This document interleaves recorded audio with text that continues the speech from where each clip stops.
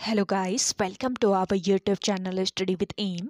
आज मैं आप सभी के लिए काफ़ी इंपॉर्टेंट क्लास लेके आई हूँ। तो देखिए, आज के इस क्लास में हम जीके जीएस एंड उत्तराखंड के मोस्ट इंपॉर्टेंट क्वेश्चंस डिस्कस करेंगे, जो कि आपके आगामी वीडियो वीपीडीओ एग्जाम के लिए इंपॉर्टेंट है। इस सीरीज़ में आप सभी को एकदम यूनिक क्वेश्चंस प्रोवाइड किए जा रहे हैं, साथ ही साथ क्वेश्चन से रिलेटेड इंपॉर्टेंट फैक्ट्स भी आप सभी को इस सीरीज़ में ही बताए जा रहे हैं, जो कि वीडियो वीपीडीओ एग्जाम के लिए काफ़ी हेल्पफुल रहने वाले हैं। तो आप सभी लोग हमारी सीरीज में स्टार्टिंग से लेकर एंड तक बने रहें। और इस सीरीज के काफ़ी सारे क्लासेस आप सभी को अभी तक प्रोवाइड करा दिए गए हैं स्टडी विद एम के द्वारा। तो जिन लोगों ने पुरानी क्लासेस नहीं देखी है, तो आप स्टडी विद एम पर विजिट करके देख सकते हैं। तो चलिए, आज की इस क्लास को हम स्टार्ट कर लेते हैं। स्टार्ट करने से पहले जिन लोगों ने अभी तक हमारे YouTube channel study with M को सब्सक्राइब नहीं किया है, वो सब्सक्राइब कर लें। साथ ही साथ बगल में जो बेल आइकन दिख रहा है, इसे भी प्रेस कर लें, ताकि हम कोई भी वीडियो डालते हैं तो उसका नोटिफिकेशन आपके पास जल्द से जल्द पहुंच जाए। आप सभी लोग हमारे टेलीग्राम चैनल को भी ज्वाइन कर सकते हैं। ये भी स्टडी विद एम के नाम से ही बना हुआ है, और टेलीग्राम चैनल पर रात को 8 बजे क्विज का भी आयोजन किया जाता है। काफ़ी इंपॉर्टेंट क्वेश्चन आपको क्विज के रूप में दिए जा रहे हैं, तो आप कोई ज्वाइन कर सकते हैं। तो चलिए, आज के सेशन को हम स्टार्ट करते हैं, और इस सेशन का पहला क्वेश्चन है, जीतो कनेक्ट 2022 कार्यक्रम किस धर्म से संबंधित है। इंपॉर्टेंट क्वेश्चन है। जीतो कनेक्ट 2022 कार्यक्रम संबंधित है जैन धर्म से। ऑप्शन थर्ड इस क्वेश्चन का करेक्ट आंसर है जैन अंतर्राष्ट्रीय व्यापार संगठन। ये जीतो का फुल फॉर्म है, तो फुल फॉर्म भी आपको याद रखना है, इंपॉर्टेंट है। जैन अंतर्राष्ट्रीय व्यापार संगठन, ये जीतो का फुल फॉर्म है। जीतो जो है, ये दुनिया भर में जैनियों को जोड़ने वाला एक वैश्विक संगठन है। जीतो कनेक्ट आपसी नेटवर्किंग एवं व्यक्तिगत बातचीत का एक अवसर प्रदान करते हुए व्यापार और उद्योग जगत की मदद करने का एक प्रयास है। तो ये कार्यक्रम संबंधित है जैन धर्म से। अगला क्वेश्चन देखेंगे, दहेज निषेध अधिनियम कब पारित किया गया। दहेज निषेध अधिनियम पारित किया गया था वर्ष 1961 में। ऑप्शन सेकेंड इस क्वेश्चन का करेक्ट आंसर है।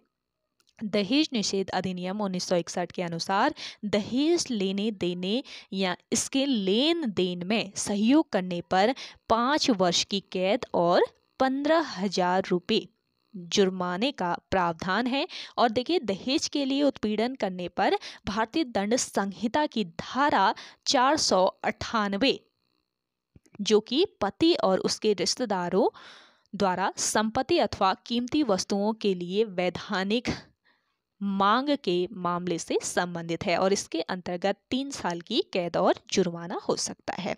अगला क्वेश्चन देखेंगे, मांडू उत्सव किस राज्य में मनाया जाता है। मांडू उत्सव आपके मध्य प्रदेश राज्य में मनाया जाता है। ऑप्शन सेकंड बिल्कुल राइट आंसर है। अगला देखेंगे, मलारी गांव में शवाधान की खोज किस वर्ष की गई।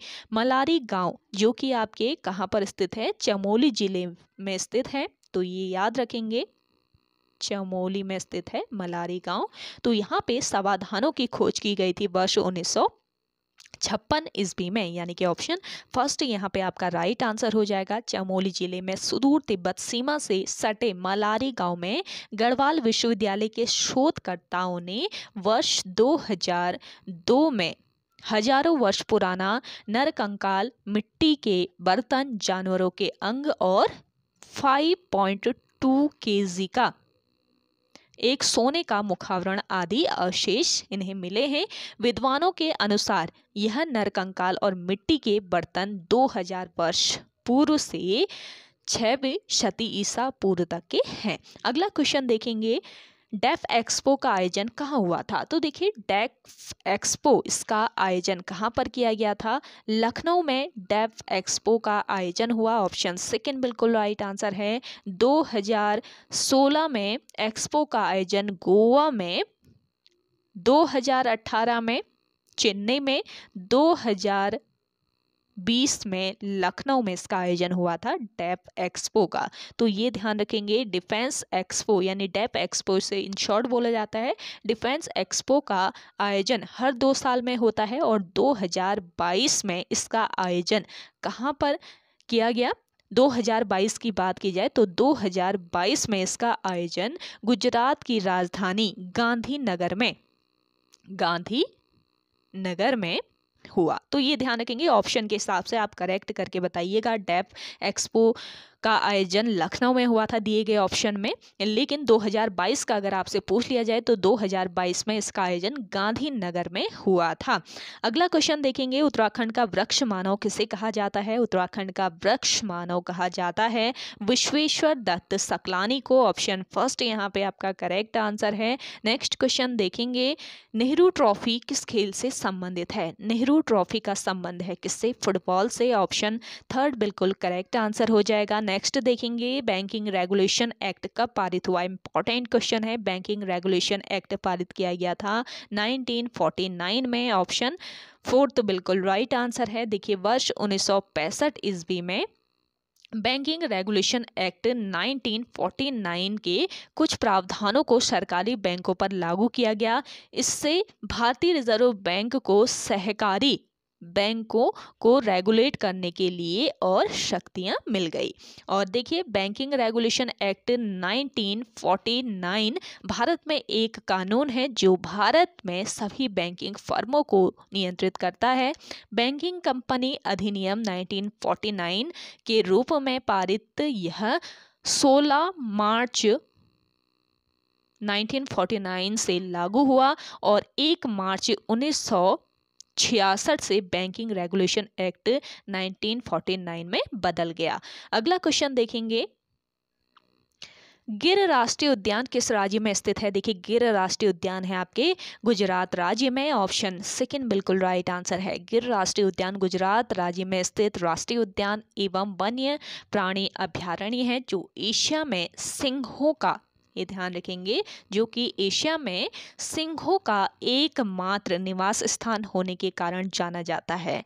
और देखिए, गिर जो वन्यजीव विहार है ये 1424 वर्ग किलोमीटर क्षेत्रफल में फैला हुआ है, जिसमें 258 वर्ग किलोमीटर में राष्ट्रीय उद्यान और 1153 वर्ग किलोमीटर में वन्य प्राणियों के लिए आरक्षित अभ्यारण्य विस्तार है। तो ये ध्यान रखेंगे, जो गिर वन्यजीव अभ्यारण्य है आपका टोटल 1424 वर्ग किलोमीटर के क्षेत्रफल में फैला हुआ है, जिसमें 258 वर्ग किलोमीटर में राष्ट्रीय उद्यान है और 1153 वर्ग किलोमीटर में वन्य प्राणियों के लिए आरक्षित अभ्यारण्य का विस्तार है। इसके अतिरिक्त पास ही इसके मितियाला वन्यजीव अभ्यारण्य भी है। इसके पास में ही मितियाला वन्यजीव अभ्यारण्य है जो कि 18.22 वर्ग किलोमीटर में फैला हुआ है। ये दोनों आरक्षित विस्तार गुजरात के जूनागढ़, अमरेली और गिर सोमनाथ जिले के भाग हैं। अगला क्वेश्चन देखेंगे, निम्न वन्य जीव विहार व उनके स्थापना वर्ष में कौन सुमेलित नहीं है? तो देखिए, सबसे पहले गोविंद वन्य जीव विहार की बात करें तो इसकी स्थापना वर्ष 1955 में हुई, बिल्कुल सही है। उत्तर काशी जनपद में स्थित है गोविंद वन्य जीव विहार, उत्तर काशी में स्थित है और यह वन्य जीव विहार 485 वर्ग किलोमीटर क्षेत्रफल में फैला हुआ है। केदारनाथ है आपके चमोली व रुद्रप्रयाग में। चमोली व रुद्रप्रयाग 2 जनपदों में ये फैला हुआ है। 957 वर्ग किलोमीटर क्षेत्रफल में फैला हुआ है और वर्ष 1972 में इसकी स्थापना हुई थी, ये भी आपका करेक्ट है। अस्कोट वन्यजीव विहार है आपके पिथौरागढ़ में। 600 वर्ग किलोमीटर क्षेत्रफल में ये फैला हुआ है और वर्ष 1986 में इसकी स्थापना हुई थी। नंदौर की बात करें तो नंदौर जो वन्यजीव विहार है आपका, ये आपके नैनीताल व उधम सिंह नगर जनपदों में फैला हुआ है और इसकी स्थापना वर्ष 2012 में हुई, ये भी आपका सही है। तो इनमें से आपका कौन सुमेलित नहीं है ये बताना था। सभी सुमेलित हैं, तो आप ऑप्शन के हिसाब से देख लीजिएगा करेक्ट आंसर। अगला क्वेश्चन देखेंगे, निम्न में से कौन कुमाऊनी भाषा की फिल्म है? तो देखिए, इनमें से कुमाऊनी भाषा की फिल्म कौन सी है ये बतानी है, तो करेक्ट आंसर हो जाएगा आपका इनमें से कोई नहीं। तो देखिए, सबसे पहले जगवाल की बात करते हैं।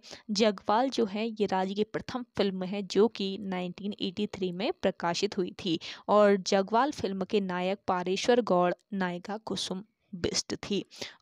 चालदास जात्रा जो है ये जौनसार क्षेत्र की एकमात्र डॉक्यूमेंट्री फिल्म थी, ये आपको याद रखना है। और आप सभी लोगों से पूछ लिया जाए कुमाऊनी भाषा की पहली फिल्म कौन सी थी? देखिए, कुमाऊनी भाषा की पहली फिल्म थी मेघा आ। ये कुमाऊनी भाषा की पहली फिल्म थी जो कि वर्ष 1987 को रिलीज हुई थी और इसके निर्देशक काका शर्मा थे।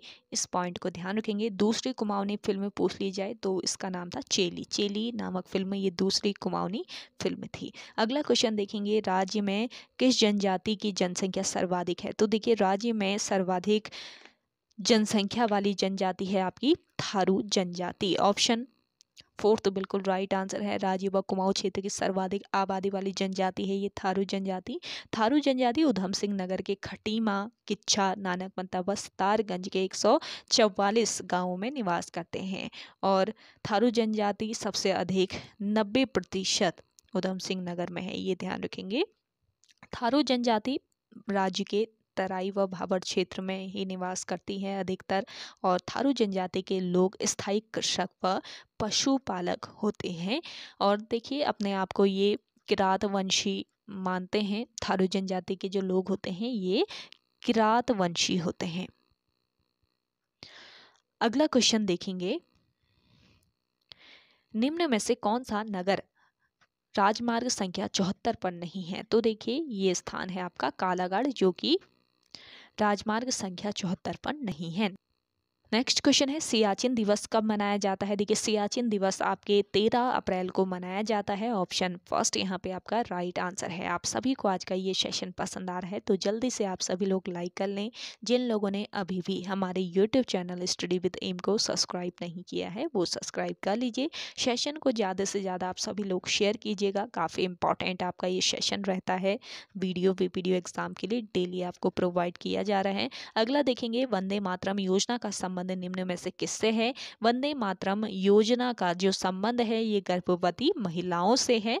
ऑप्शन थर्ड यहाँ पे आपका राइट आंसर है। वंदे मातरम योजना कब शुरू की गई? अगर आपको आंसर आता है तो आप कमेंट करके बताइएगा कमेंट सेक्शन में। अगला देखेंगे, नमामि गंगे अभियान किस वर्ष शुरू किया गया? तो देखिए नमामि गंगे अभियान जो था इसकी शुरुआत की गई थी वर्ष 2016 में। ऑप्शन थर्ड यहाँ पे आपका राइट आंसर है। देखिए 7 जुलाई 2016 को हरिद्वार से, कहाँ से? हरिद्वार से नमामि गंगे अभियान शुरू हुआ। नमामि गंगे योजना के तहत कुछ नदियां शामिल की गई जिसमें से भागीरथी,